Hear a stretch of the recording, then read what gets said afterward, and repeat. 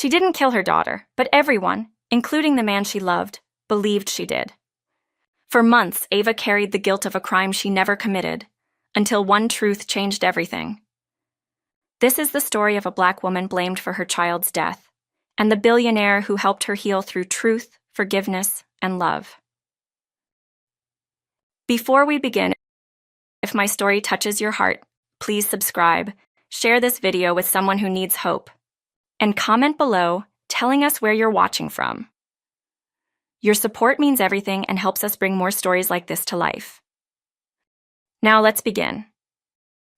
The rain hammered against the windows like bullets.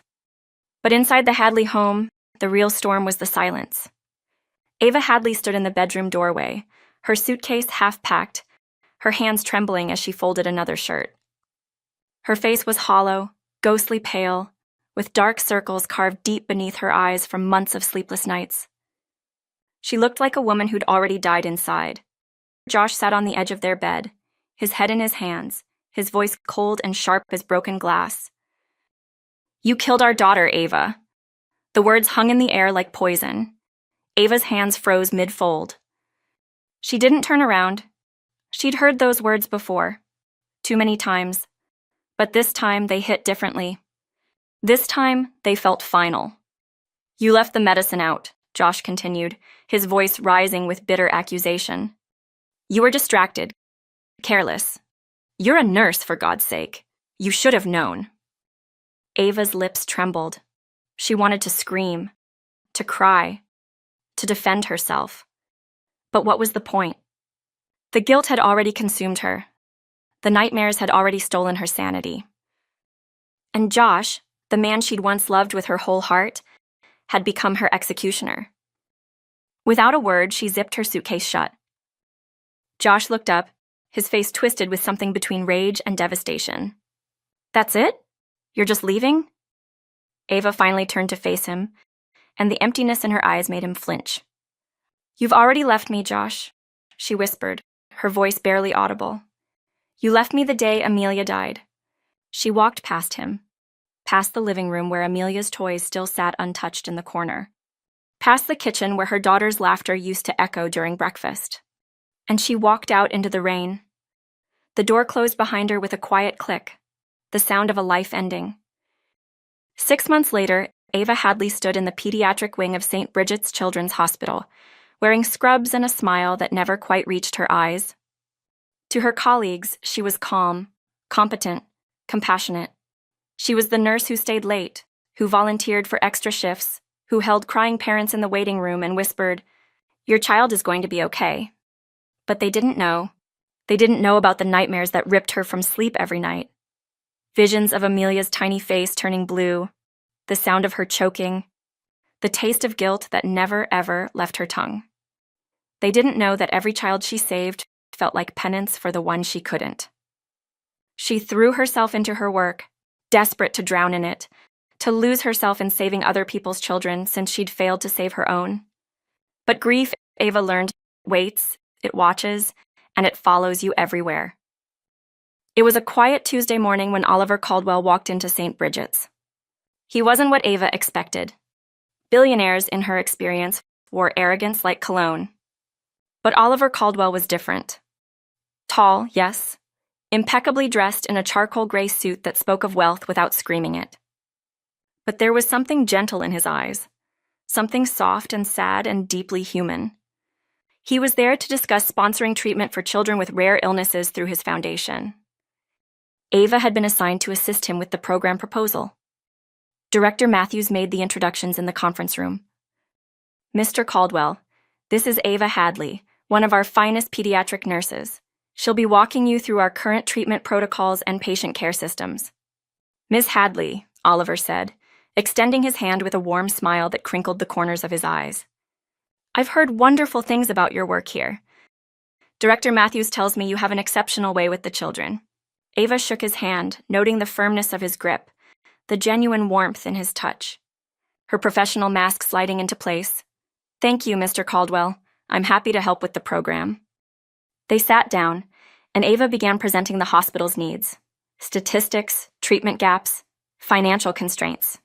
She spoke with precision and passion, her expertise evident in every word. Oliver found himself captivated, not just by the information, but by her. The way her eyes lit up when she talked about the children. The way her voice softened when she mentioned a little boy who'd beaten leukemia last month. The way her hands moved expressively as she explained complex medical procedures in terms that made sense. "You really love what you do," Oliver observed quietly, interrupting her mid-sentence about chemotherapy protocols. Ava paused, caught off guard. Yes, these children deserve every fighting chance. It's more than that, though, isn't it? Oliver leaned forward, his gaze intent but kind. The way you talk about them, like each one matters personally to you, that's rare. Most medical professionals maintain distance to protect themselves. Ava's breath caught. Something in his tone, understanding without judgment, made her walls crack just slightly. "Distance doesn't save lives," she said softly. "Caring does." Oliver smiled, a real smile that transformed his entire face. "I couldn't agree more. That's exactly why I started my foundation. Numbers on a page don't change the world. People who care do." Their eyes met, and for just a moment, something shifted in the air between them. Ava felt it, a recognition, a resonance, like meeting someone who spoke the same language of grief and purpose. "Tell me," Oliver said, his voice gentle, "what do you think these children need most?" Not in medical terms, but as a nurse who sees them every day. Ava considered the question carefully. "Hope," she finally answered. "They need to know that someone believes they can survive, that they're worth fighting for, that their lives have value beyond their diagnosis." Oliver's eyes shimmered with emotion. That's beautiful and wise." He paused, then added quietly, "You give them that, don't you? Hope." Ava looked down at her hands, a shadow crossing her face. "I try," she whispered. "I try every single day."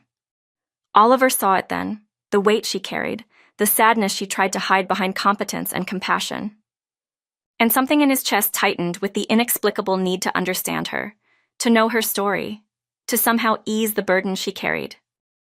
"Ms. Hadley," "Ava," she corrected softly, surprising herself. "You can call me Ava." "Ava," Oliver repeated, and her name on his lips sounded like something precious. "I have a feeling this partnership is going to be the beginning of something important." He didn't know how right he was. Over the following weeks, Oliver kept returning. Officially, it was for meetings, paperwork, program details, but secretly, he came back because being near Ava felt like breathing air after drowning. They started talking, really talking, not about hospital budgets or program logistics, but about life, about loss, about pain. One evening, after a particularly long meeting, they sat together in the hospital garden as the sun set in shades of amber and gold. "Why do you do this?" Ava asked softly, gesturing toward the hospital. "The foundation, the charity work. Most people in your position would just write a check and move on." Oliver was quiet for a long moment, his gaze distant. "I lost my younger sister when I was 17, he finally said, his voice barely above a whisper. "Her name was Lily. She had an infection, completely curable. But my parents, they were too busy, too distracted. They ignored the signs until it was too late." His jaw tightened. "She died in my arms, Ava. And I swore that day that I'd never let another child suffer because someone wasn't paying attention." Ava's breath caught. She reached out instinctively and placed her hand over his. "I'm so sorry, Oliver." He looked down at her hand on his, and something warm flickered in his chest, something he hadn't felt in years. "What about you?" he asked gently. "You carry something heavy. I can see it." Ava pulled her hand back, wrapping her arms around herself. "I had a daughter," she whispered. "Her name was Amelia." The word had hung between them like a ghost. Oliver didn't push. He simply sat with her in the silence, and somehow that meant everything. It happened on a Wednesday night, 3 months after they'd first met. Oliver had stopped by the hospital to drop off signed documents for the foundation program. It was late, almost 9 p.m., and he was about to leave when the emergency alarm started blaring. "Code Blue, NICU, Code Blue!" Oliver's heart lurched. He knew that meant a child was in critical condition. Without thinking, he followed the rush of medical staff down the corridor. He spotted Ava sprinting toward the NICU, her face set in fierce determination. The scene inside was chaos. A premature baby, barely 2 pounds, 26 weeks gestation, had been rushed in by ambulance. She'd been born in a taxi on the way to the hospital. Her teenage mother was hysterical in the hallway, screaming, begging God not to take her baby. The infant's skin was translucent, blue-tinged. Her chest barely moved. The monitors screamed their warnings. "She's not getting enough oxygen," one doctor shouted. "Heart rate dropping, 60, 55. Where's respiratory? We need respiratory now." Ava was already at the incubator, her hands steady despite the chaos, attaching monitors with practiced precision. "Someone get the mother sedated before she hurts herself," a nurse yelled from the hallway. Oliver stood frozen in the doorway, watching Ava work. Her focus was absolute. Her movements were graceful, efficient, purposeful. "Talk to me, Ava," Dr. Richardson said urgently. "What are we looking at?" "Respiratory distress syndrome," Ava said calmly, her eyes never leaving the baby. "Underdeveloped lungs. She needs surfactant immediately and CPAP support." "We don't have time to wait for respiratory." "Then I'll do it," Ava said firmly. "Get me the kit." Oliver watched, transfixed, as Ava intubated the tiny infant with hands that didn't shake, with a steadiness that spoke of years of experience and unshakable focus. Minutes felt like hours. The baby's oxygen levels began to climb. Slowly, painfully, slowly. "Come on, sweetheart," Ava whispered, her voice breaking slightly. "Come on, fight for me. You're so strong. Just breathe, baby girl. Breathe." Oliver felt tears prick his eyes. "Heart rate stabilizing," a nurse announced. 70, 80, 90. Oxygen saturation at 85% and climbing. She's doing it. She's actually doing it. For 3 straight hours, the medical team worked. And through it all, Ava never left the baby's side. She adjusted monitors, administered medications, whispered encouragement to a child too small to understand words, but somehow responding to the love in her voice. Oliver stayed too. He couldn't leave. He found himself praying, something he hadn't done since Lily died, praying for this tiny, fragile life to hold on. At midnight, the baby's vitals stabilized. Her oxygen levels were strong, her heart rate was steady. Her color had shifted from blue to the faintest pink. The teenage mother was allowed into the NICU, and she collapsed at the incubator, sobbing with relief, touching the glass that separated her from her daughter. "She's going to make it?" she whispered, looking up at Ava with desperate hope. Ava smiled through her exhaustion. "She's a fighter, just like her mama." The mother broke down completely, and Ava held her while she cried. Dr. Richardson pulled Ava aside. "You saved her life, if you hadn't moved as fast as you did." "We saved her," Ava corrected quietly. "All of us." The team finally dispersed, exhausted, emotionally drained. Oliver found Ava in the hallway, leaning against the wall, her scrubs stained, her hair falling out of its ponytail, her face pale and drawn. But she was shaking, trembling from head to toe. "Ava?" Oliver approached carefully, his voice gentle. "Ava, you were incredible in there. You saved that baby's life." Ava looked up at him, and the expression on her face shattered him. Her eyes were hollow, haunted, filled with a grief so deep it seemed bottomless. "I couldn't save mine," she choked out, her voice raw with anguish. "I couldn't save Amelia." Oliver's heart broke. "Ava," but she was already sliding down the wall, her legs giving out, her whole body racked with sobs. Oliver dropped to his knees beside her and pulled her into his arms without hesitation.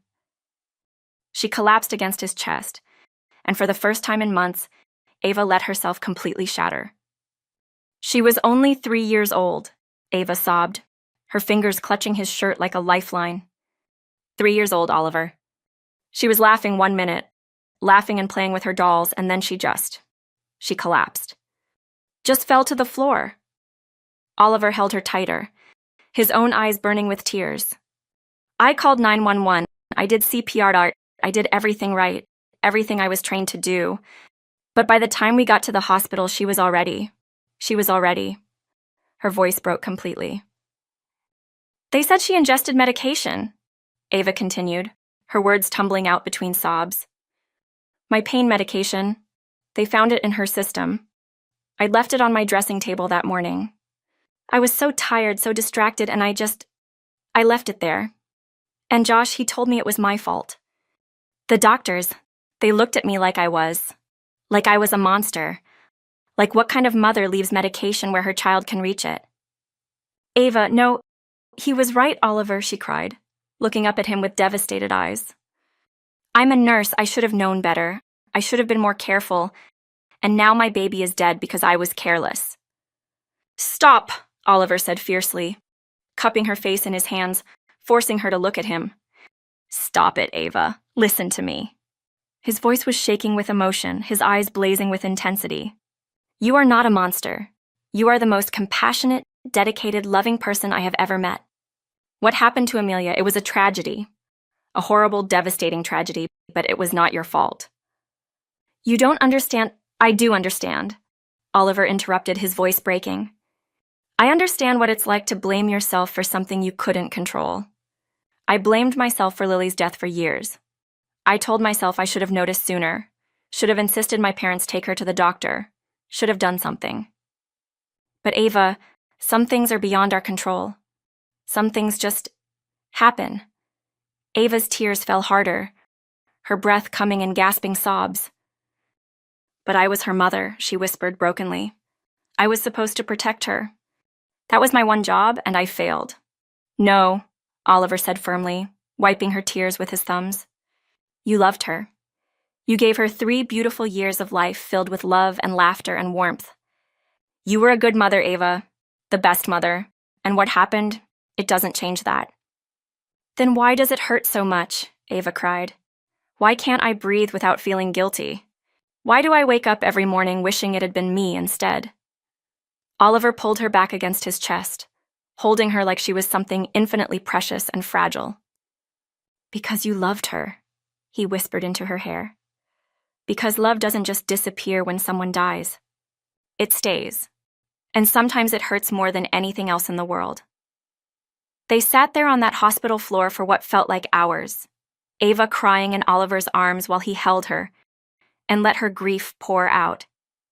I see her everywhere, Ava whispered eventually, her voice hoarse from crying. In every child I treat, every little girl with dark curls, every laugh, every time I save a child, I think, why couldn't I save mine? Oliver's tears finally fell, sliding silently down his cheeks. Amelia would be so proud of you, he said softly. Every child you save, that's her legacy too. You're honoring her by loving these children the way you loved her. Ava pulled back to look at him, seeing the tears on his face, the raw emotion in his eyes. How do you do it? She asked quietly. How do you keep going after losing someone you love? Oliver smiled sadly. I found purpose. I found a way to turn my pain into something that helps others. And he hesitated, then continued softly. I found someone who reminds me that there's still beauty in the world. Still hope. Their eyes met and something electric passed between them. Oliver, Ava breathed. He reached up and gently tucked a strand of hair behind her ear, his touch tender and reverent. You are so much stronger than you know, Ava Hadley, he whispered. And in that moment, something shifted. Something began to heal. 2 weeks later, Ava discovered the connection. She'd been reviewing paperwork for Oliver's foundation when she saw it. Listed among the hospitals in his portfolio was one name that made her blood run cold. Avondale Memorial Hospital, the place where Amelia died. Ava's hands started shaking, her vision blurred. She remembered that hospital. The cold, sterile hallways, the way the doctors had looked at her with judgment in their eyes. The pediatrician who delivered the news with clinical detachment. Your daughter ingested a fatal dose of prescription medication. We did everything we could, but there had been something wrong about it all. Something that had nagged at her even through her grief. The way Josh had been so insistent they not request an autopsy. The way the pediatrician had rushed through the explanation. The way the hospital had closed the case so quickly, without further investigation. She'd felt something was off, something was being hidden. But her grief had been too overwhelming, too consuming. She'd been drowning in guilt and pain, and Josh kept telling her it was her fault, and eventually she'd stopped questioning. But now, seeing that Oliver, the man she'd begun to trust, the man she'd opened her heart to, owned the very hospital that had failed her daughter, something inside her snapped. That evening, when Oliver arrived at the hospital for their usual meeting, Ava was waiting for him in the garden, her face pale and her eyes blazing with hurt and anger. "Avondale Memorial," she said without preamble, her voice trembling with barely controlled emotion. "You own it." Oliver's face registered confusion. "Yes, the foundation acquired it 2 years ago. We've been working to improve their pediatric care standards." "That's where Amelia died." Ava cut him off, her voice rising with each word. "That's the hospital where my daughter took her last breath." Oliver's face went pale. "Ava, Of course you didn't know," Ava said bitterly, her voice dripping with anger and pain. "Why would you? You're just another billionaire acquiring this or that, collecting hospitals like trophies, adding them to your portfolio without a care about what actually happens inside those walls."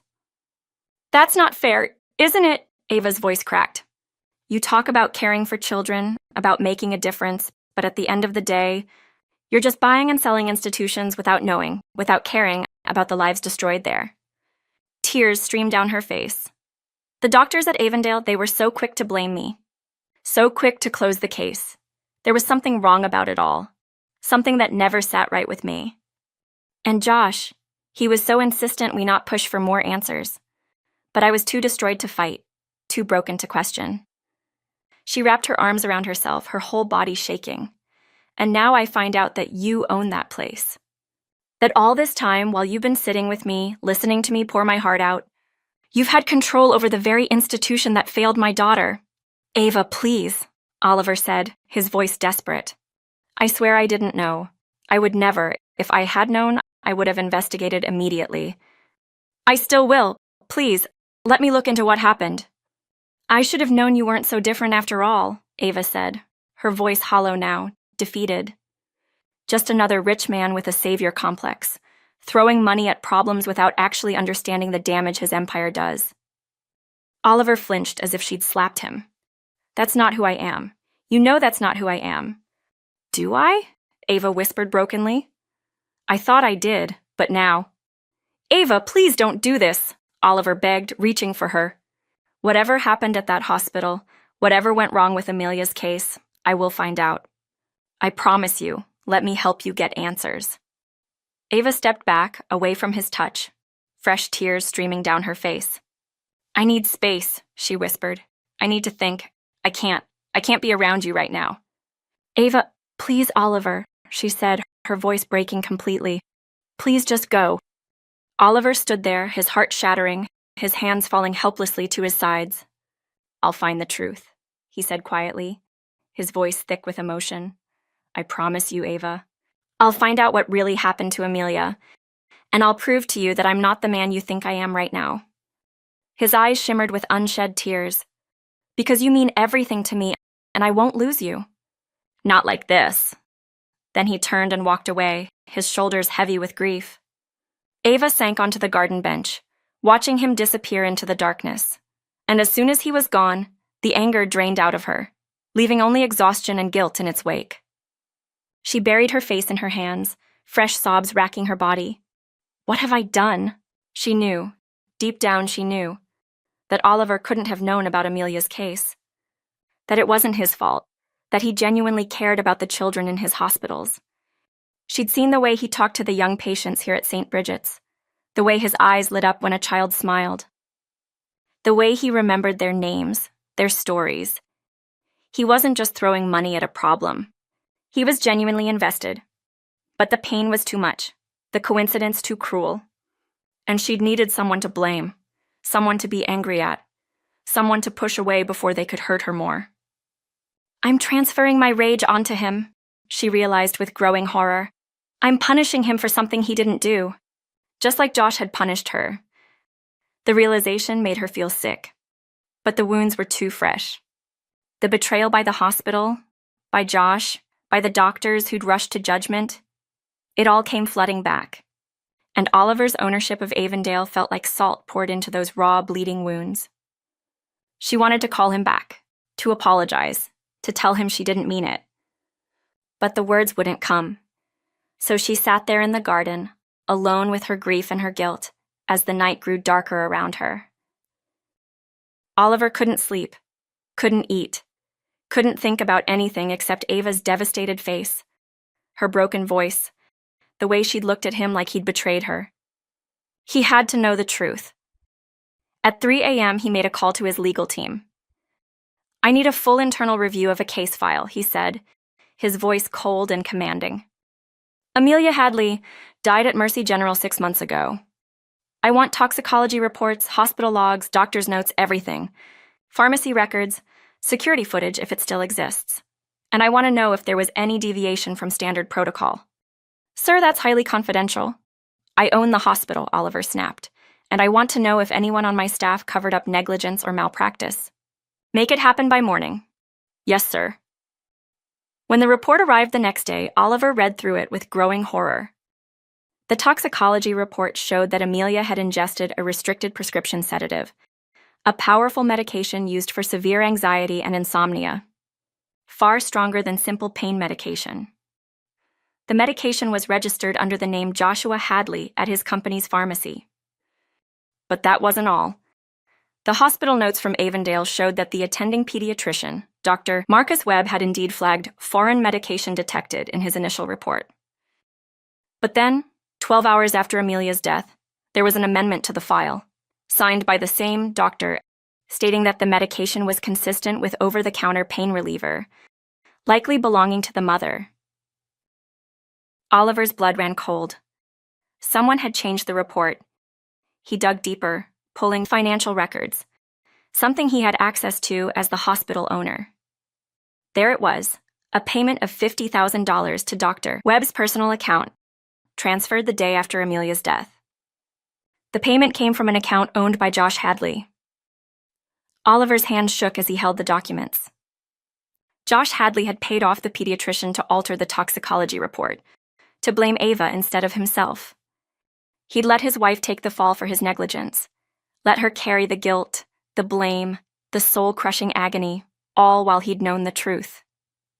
Oliver felt sick, but he also felt a burning determination to make this right, to give Ava back the truth she deserved. Oliver found Ava at her apartment that evening. She opened the door with red, swollen eyes, clearly not expecting him. "Oliver, I told you I need space." "I found something," he interrupted gently, his voice urgent but tender. "Ava, please, just let me show you." Something in his tone made her pause. She saw the intensity in his eyes, the way his hands trembled slightly as he held a folder. Reluctantly, she let him in. He spread the documents on her kitchen table: toxicology reports, hospital logs, pharmacy records, bank transfers. "Ava," he said softly, his voice shaking with emotion, "it wasn't your fault. It was never your fault." Ava stared at the papers, her face going deathly pale. "What are you talking about?" Oliver took a deep breath. "The medication that killed Amelia, it wasn't your pain reliever. It was a restricted prescription sedative, a powerful drug used for severe anxiety and insomnia." He pointed to the pharmacy record. It was registered under Josh's name. Ava's hands flew to her mouth. "No," she whispered. "No, that can't be." "There's more," Oliver said gently, pulling out another document. The hospital flagged it initially. Dr. Webb noted foreign medication detected in his first report. But then, he showed her the amended file. 12 hours later, he changed his report to say it was consistent with over-the-counter pain medication. "Why would he?" Oliver showed her the bank transfer.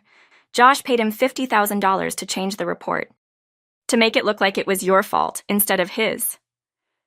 Ava's whole body started shaking. She gripped the edge of the table, her knees buckling.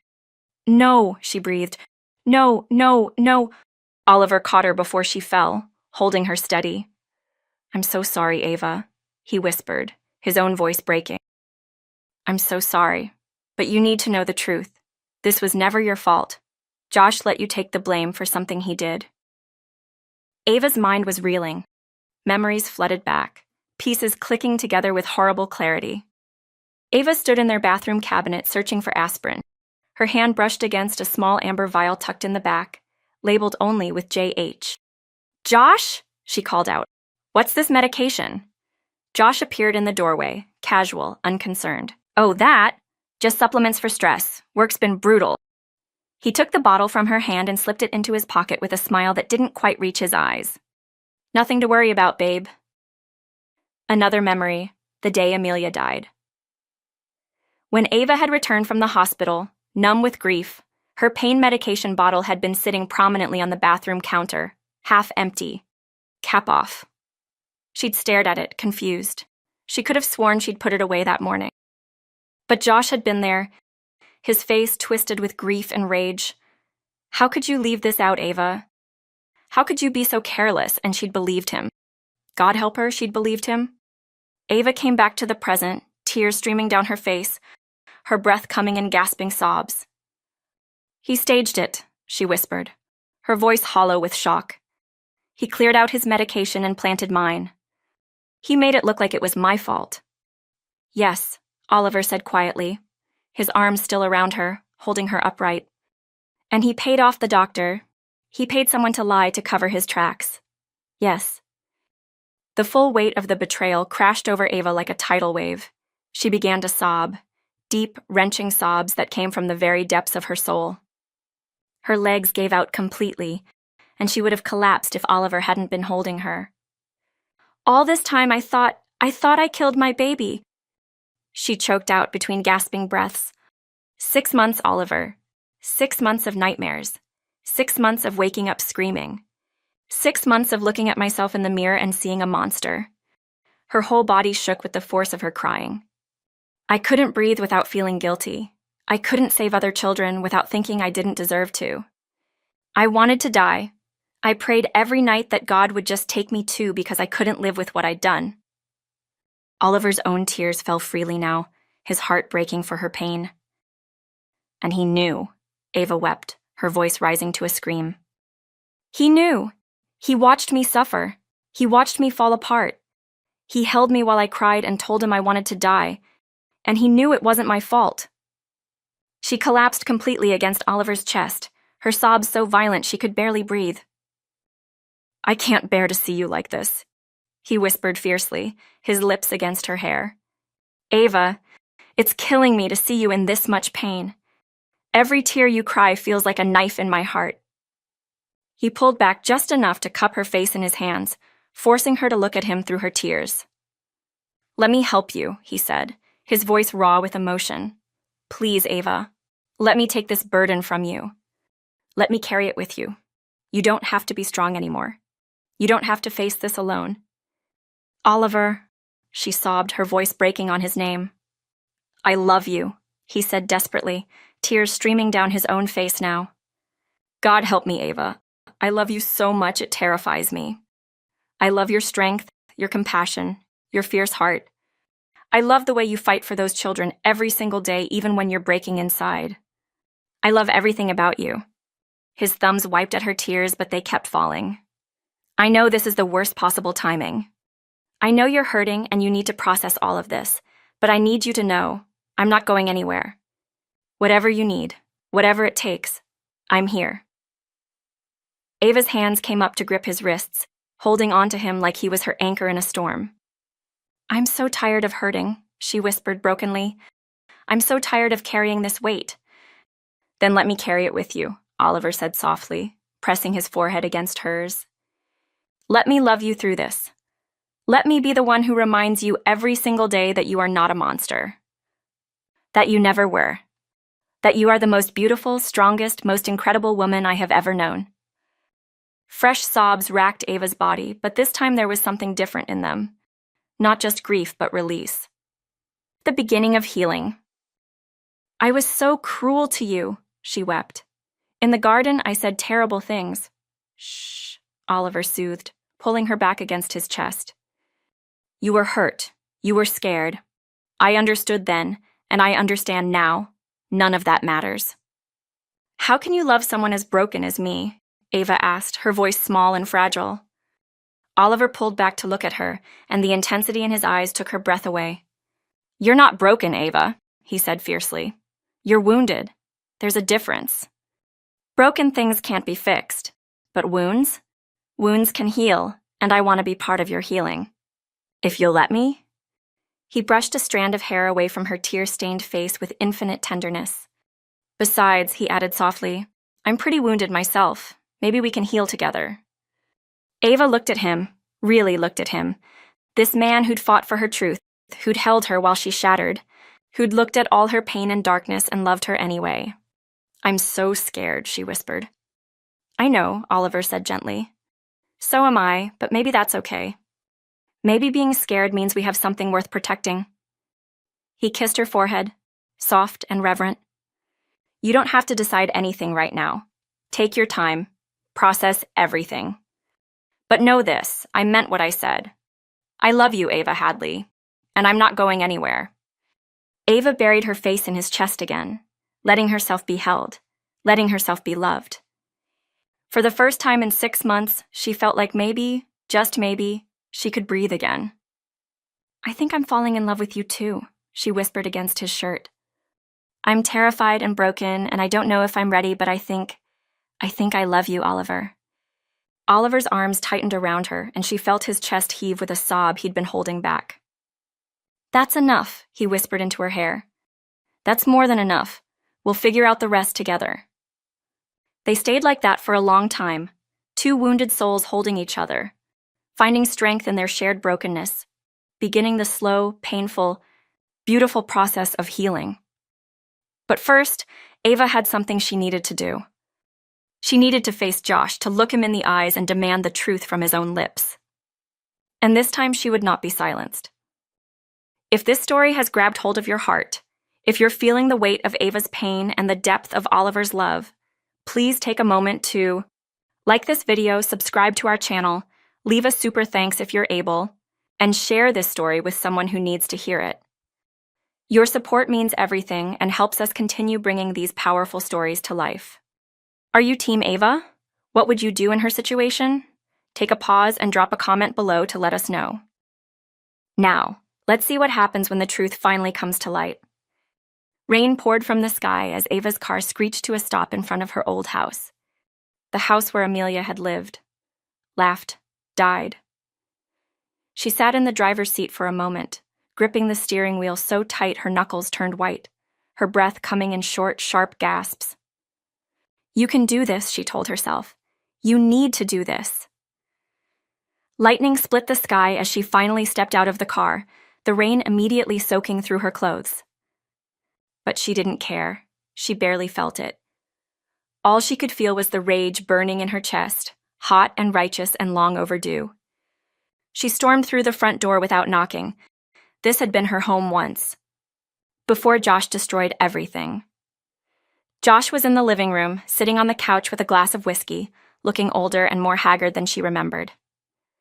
When he saw her standing there, dripping wet, her eyes blazing with fury, he froze. The glass slipped from his fingers, shattering on the floor. Ava! His voice was barely a whisper. What are you? You knew, she said, her voice shaking with rage and anguish.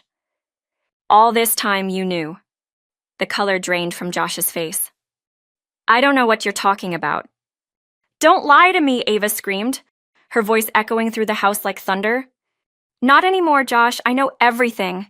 She threw the folder Oliver had given her onto the coffee table. Documents scattered across the surface. Toxicology reports, pharmacy records, bank transfers. Josh stared at them, his face going from white to gray. Your medication killed her, Ava continued, her voice breaking with emotion. Your prescription sedative, the one you told me was just supplements for stress. That's what Amelia ingested, not my pain reliever. Yours. Ava, please. Josh stood up, his hands raised defensively. And then you paid off Dr. Webb. Ava's voice rose to a scream. $50,000 to change the toxicology report. To make it look like it was my medication? To make everyone believe I killed our daughter? Tears streamed down her face, mixing with the rain still dripping from her hair. You let me take the blame, she choked out. You stood there and watched me fall apart. You held me while I sobbed and told you I wanted to die. You listened to me say I was a monster. And you said nothing! Josh's legs seemed to give out. He sank back onto the couch, his face crumpling. I panicked, he whispered hoarsely. You panicked? Ava's voice was incredulous, sharp as a blade.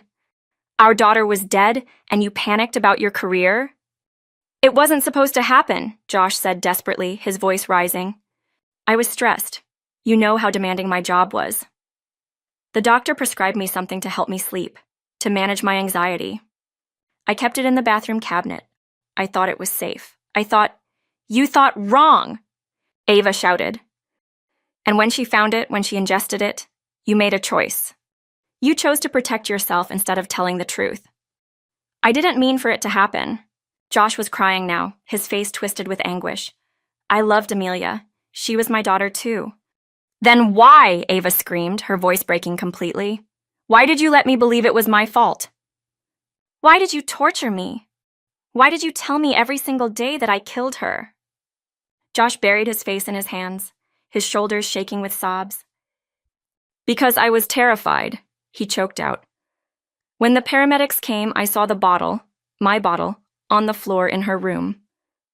She must have found it, must have thought they were candy or, I don't know. But I knew it was mine.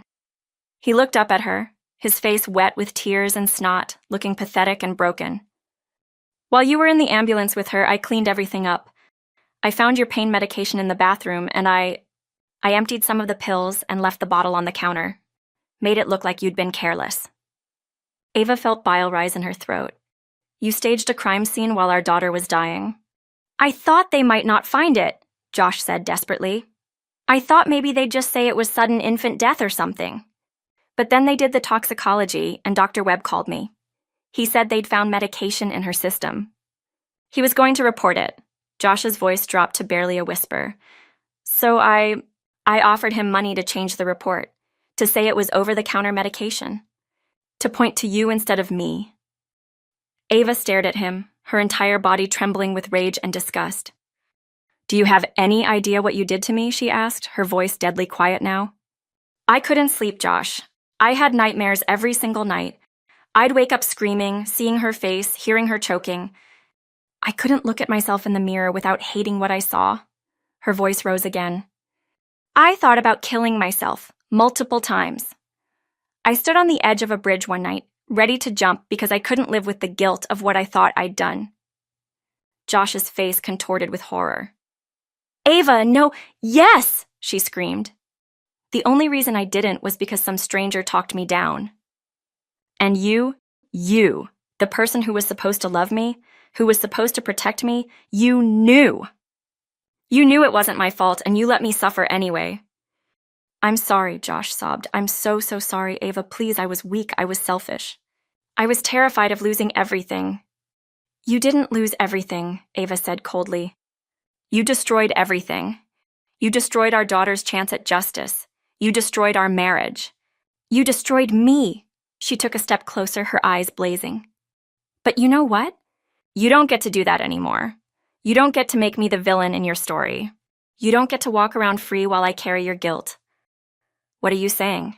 Josh asked, fear creeping into his voice. I'm saying I have all the evidence, Ava said, her voice steady now, strong. The real toxicology report. The pharmacy records showing the medication was yours. The bank transfer to Dr. Webb. Oliver made sure I had everything. Josh's eyes widened. Oliver, who's someone who actually cares about the truth, Ava cut him off. Someone who helped me find it when you spent 6 months burying it. She picked up one of the documents from the table. Tomorrow, I'm taking all of this to the police. You're going to face charges for obstruction of justice, evidence tampering, and criminal negligence. Dr. Webb will face charges too. Ava, please. Josh stood up, reaching for her. Please don't do this. Think about what it will do to both of us. The media will destroy us. Ava jerked away from his touch like it burned. The media can say whatever they want, she said quietly. Because for the first time in 6 months, I'll know the truth, and so will everyone else. She walked toward the door, then paused and turned back. You know what the worst part is, Josh? She asked softly.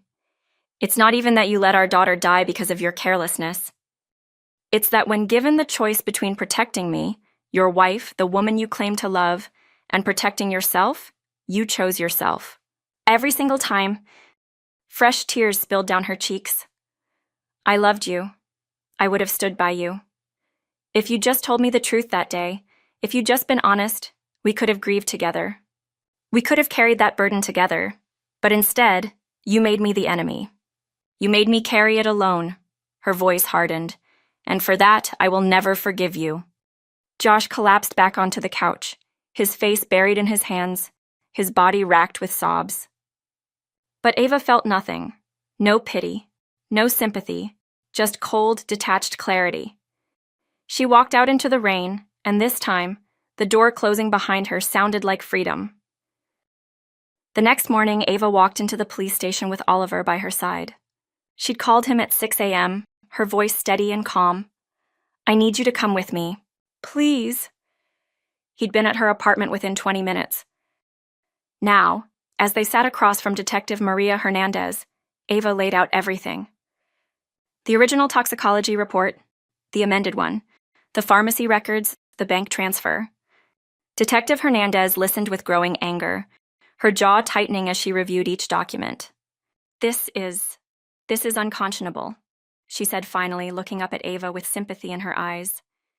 Mrs. Hadley, I am so sorry this happened to you. I assure you, we will pursue this to the fullest extent of the law. Within hours, Josh Hadley was arrested at his office.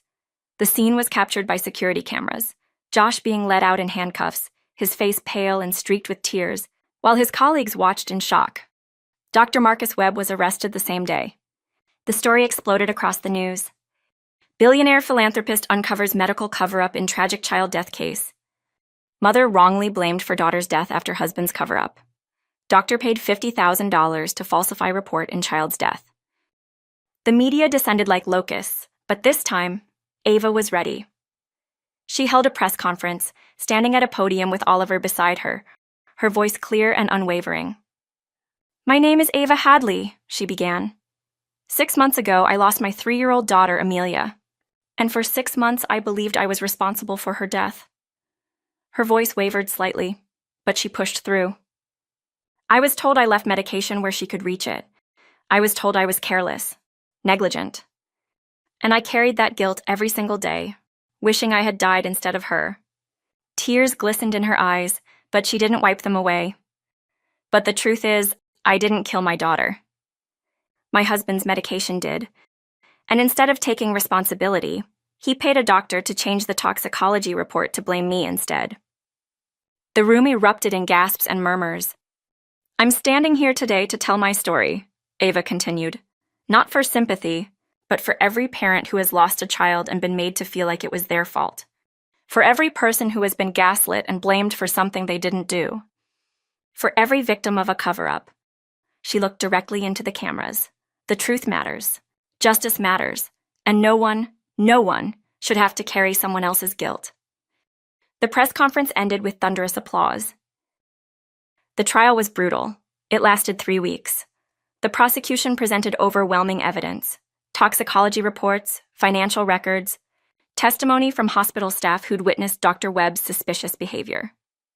Josh's defense tried to paint him as a grieving father who'd made mistakes in the fog of trauma. But the evidence was damning. Dr. Webb turned on Josh, testifying that Josh had approached him with the bribe, had threatened to sue the hospital for malpractice if Webb didn't comply. On the witness stand, Ava testified with quiet strength. She described finding Amelia collapsed, the ambulance ride, the hospital telling her about the medication, Josh's accusations. And when Josh's defense attorney tried to suggest she was an unreliable narrator due to grief, Oliver's legal team destroyed him with documented evidence of Josh's deception. When the verdict came down, the courtroom was packed. Joshua Hadley, guilty on all counts, obstruction of justice, criminal negligence, evidence tampering, and conspiracy. Dr. Marcus Webb, guilty of falsifying medical records, accepting bribes, and obstruction of justice. Josh was sentenced to 7 years in prison and permanent revocation of pharmaceutical license. Dr. Webb received 5 years and permanent revocation of his medical license. As Josh was led away in handcuffs, he looked back at Ava one last time. She didn't flinch, didn't cry, didn't feel anything but cold, detached relief. He was finally facing the consequences of his choices. And she was finally free. 3 days after the verdict, Ava stood at Amelia's grave. The rain had finally stopped. The sun was breaking through the clouds, casting warm golden light across the cemetery. Ava knelt on the soft grass, her fingers tracing the letters carved into the small white headstone. Amelia Rose Hadley, beloved daughter, forever in our hearts. "Hey, baby girl," Ava whispered, her voice thick with emotion. "Mommy's here." She closed her eyes, letting the warmth of the sun wash over her face. "I came to tell you something important," she continued softly. "We found out the truth, Amelia. We found out what really happened to you." Tears slipped down her cheeks, but they were different now. Not tears of guilt, but tears of grief. Pure and honest and finally free of shame. "It wasn't Mommy's fault, baby," Ava said, her voice breaking. "It was an accident. A terrible, horrible accident. But it wasn't because Mommy was careless. It wasn't because Mommy didn't love you enough." She wiped at her tears with trembling fingers. "Your daddy made some very bad choices. And because of those choices, Mommy carried a weight that wasn't hers to carry. But it's okay now. He's facing consequences. And Mommy is learning to forgive herself." The wind picked up gently, rustling the leaves on the nearby trees, and Ava could have sworn she heard the faintest echo of childish laughter. "You can rest now, sweetheart," Ava whispered, pressing her palm flat against the headstone. "You don't have to worry about Mommy anymore. She's going to be okay. She's got someone very special helping her heal." She smiled through her tears. "His name is Oliver, and I think you would have loved him. He's kind and gentle, and he makes Mommy smile again. Real smiles, baby. The kind I used to give you." Another gust of wind, warmer this time. "Mommy's not the monster anymore," Ava said, her voice strong despite the tears. "I know that now. I was your mama, and I loved you with everything I had, and nothing, not Daddy's lies, not the guilt, not anything, can take that away." She leaned forward and kissed the top of the headstone. "I love you, Amelia Rose. Forever and always, until the stars fall from the sky." A shadow fell over her, blocking the sun. Ava looked up to see Oliver standing there, holding a bouquet of white roses, Amelia's favorite. He didn't say anything. He just knelt beside her and placed the flowers gently at the base of the headstone. "Hi, Amelia," Oliver said softly, surprising Ava. "My name is Oliver. I'm a friend of your Mommy's. A very good friend." Ava's breath caught as she watched him talk to her daughter's grave. "I want you to know that your Mommy is the bravest, strongest, most beautiful person I've ever met," Oliver continued, his voice thick with emotion. "She fights for other children every single day.